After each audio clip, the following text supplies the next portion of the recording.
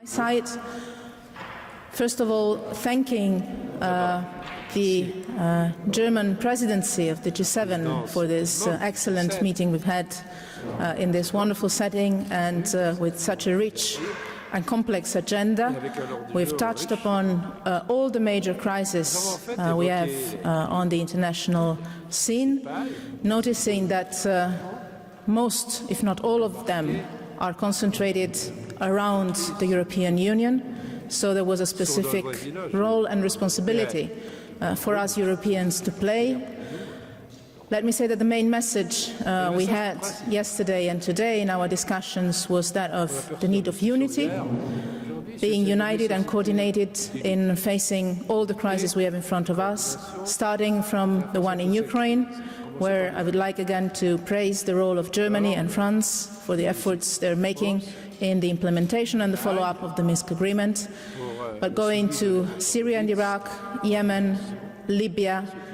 That is an issue that we discussed a lot, also in relation to our action against terrorism and on migration, Boko Haram, the work in Sahel and Yemen.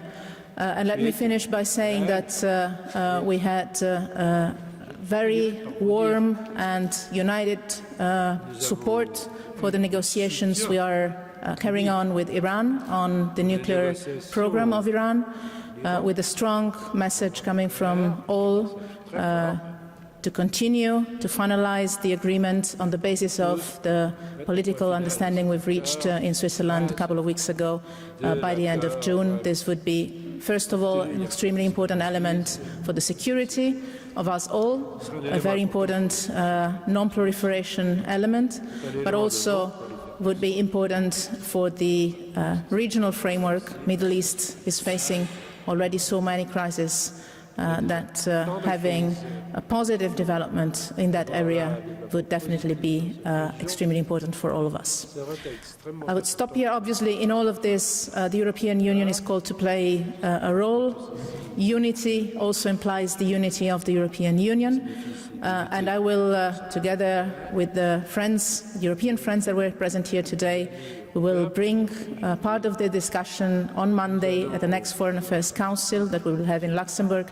We will discuss, among other things, also about Yemen, about Libya at length, where I will put on the table of the ministers different options for European Union support to a national unity government that we hope can come out of the talks that Bernardino Leon and the UN are leading in these very same days in Morocco.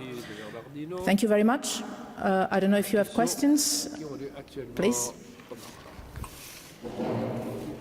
Andrea Tarquini, La Repubblica, Berlin office. I'm from the La Repubblica. In his statement a few minutes ago, in an interview to Die Welt, Mr. Steinmeier stressed that he considers detrimental to the West's interest to fulfill or to have a long-term isolation of Russia. And that's, rightly in my opinion, your opinion too, your point of view too. I must say that in the G7 group and generally in the EU and NATO context, sometimes you also may hear other fiddles, other music. So you stress the need for unity, but don't you see the risk of a divergence between hawks and doves, between hardliners and so on the issue of Russia? Thank you for the question. No. I know that splits and divergences make the headlines more than unity, and I understand your work. I know very well. But the fact is that over the last year and something, where we had to face a very difficult situation in our relations with Russia, we always managed to keep unity, to build unity, both on the pressure we exercise on Russia and on the research for dialogue and for political solutions to the crisis within the European Union and between the European Union and its major partners in the G7, namely with the United States, with Canada, with Japan. We are on the same line. The international principles, the international rules have to be respected and restored. We are investing very much on the success of reforms inside Ukraine, and we are strongly believing in the way of a political solution and of dialogue, and Minsk represents all that. This is obviously in the interest of all the players that were gathered here today. It is clearly in the interest of the European Union to solve the crisis in Ukraine, but at the same time, it's not in the interest of anyone around the table today, and for sure in the European Union, to isolate Russia.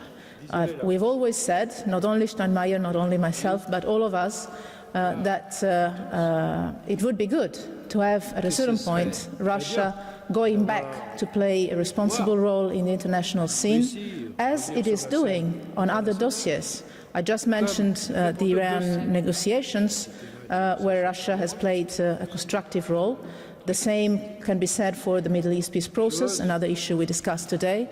And we work together with Russia, not only the European Union, but also the United States and others, in the UN framework on many other different challenges and crises, from counterterrorism to other things. The point is that we want to see the Ukrainian crisis solved and international law restored.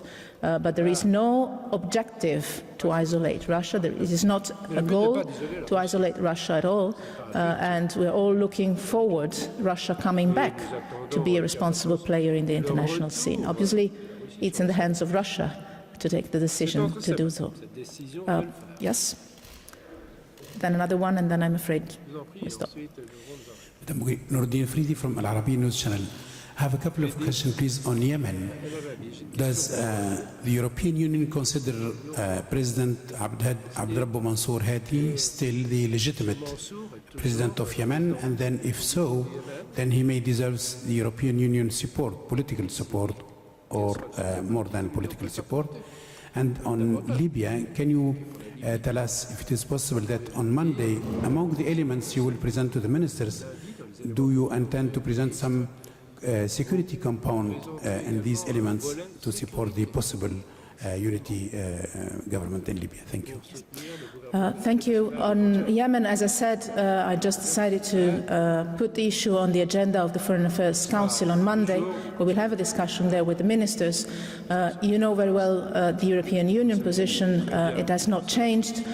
Still, we believe that we need to find ways of having a political solution to the situation in Yemen. This is very much in line with the position of our other international partners, and I am closely in contact with the actors of the region and with the UN to try and see what kind of steps can be made. We discussed that today with the G7 in order to restart a political process that can bring to a real solution to the country and to the conflict within the country.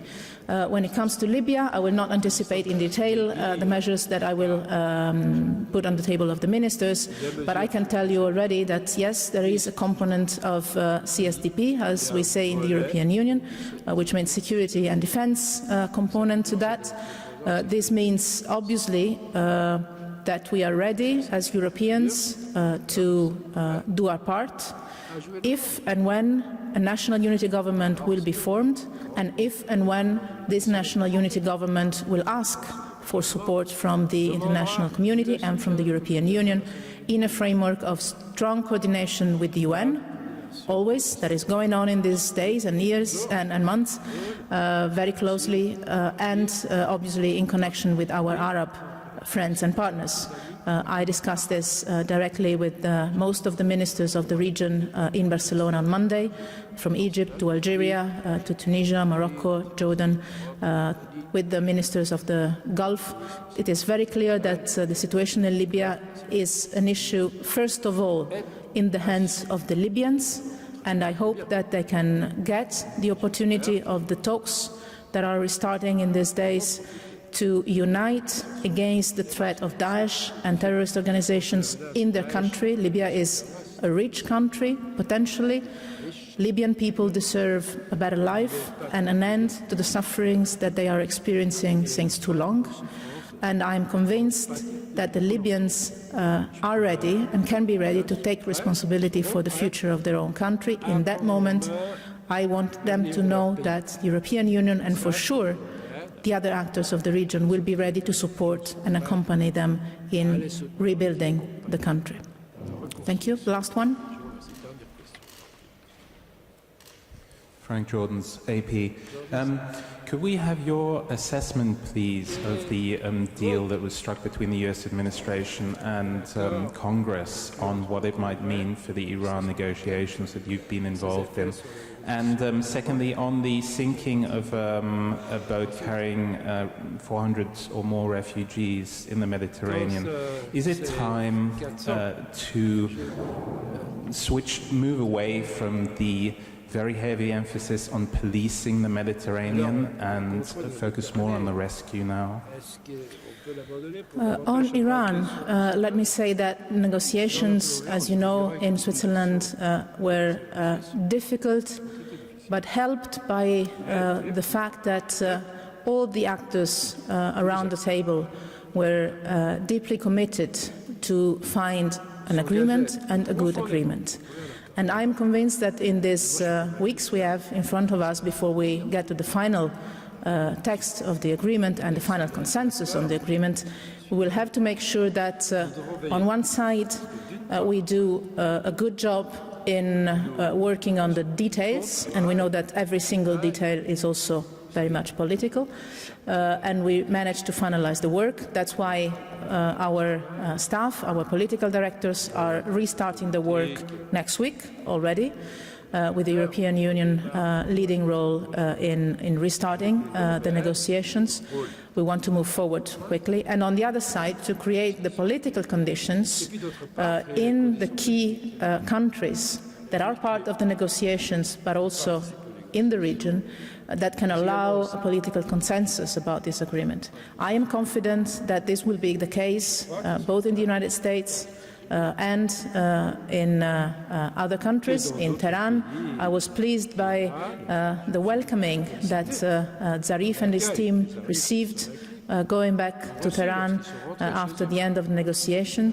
I think that we will need to, as Europeans in particular, and me personally, invest a lot in explaining that this agreement is aimed at the security of the region, all included, because it is a way of making sure that Iran cannot and will not develop a nuclear weapon. This is in the interest of Iran as well, that is stating that is not its objective. And we have an historical opportunity to not only work for once on a non-proliferation measure, but also to open up the country to relations, normal relations with the rest of the world, open up to trade and investment, with positive developments also, I believe, for the younger generations in Iran, that were the ones that were demonstrating the most in the streets of Tehran when Zarif was going back. And I'm confident that the US, not only the US leadership that is very much committed, but also the US Congress, will understand that this agreement is an agreement in the interest of the security of everybody in the region and worldwide, also because it can set the precedent for good non-proliferation agreements and deals also in other parts of the world. And the second question was about, sorry, I lost it. There are different levels of action we have to take when it comes to migration and the flow of refugees across the Mediterranean.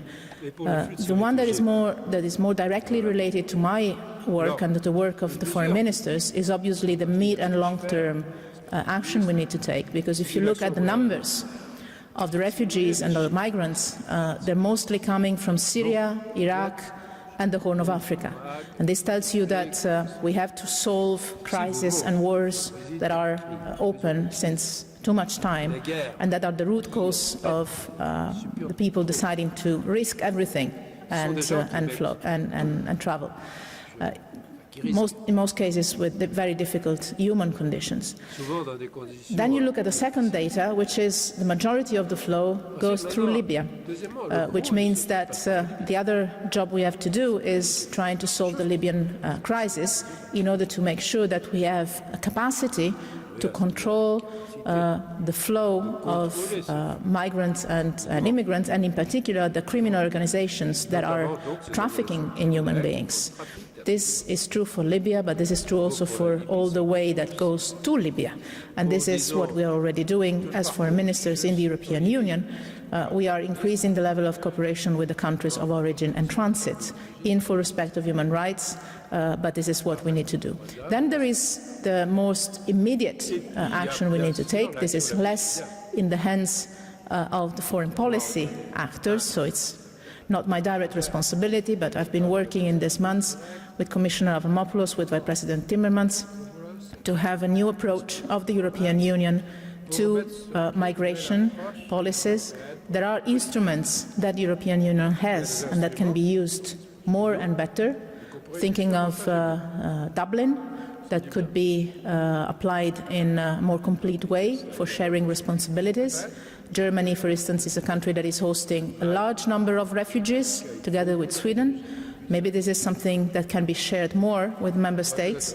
There are countries like Italy or Malta or some of the southern countries of Europe that are receiving more migrants, and maybe this is also something that through a more complete application of the Dublin can be shared more. So we need more solidarity in Europe for sure. And for sure we also have to be more effective in managing our borders. And here, obviously, there is a responsibility of member states, but we cannot pretend that it is only and purely a responsibility of member states. It's also a responsibility of the European Union as such, and on this also we're working to make sure that we strengthen, at the same time, the need to save lives. I think this is a human need, at least I feel it as a human need, to make sure that people don't die at sea, and to secure our borders in a more effective way.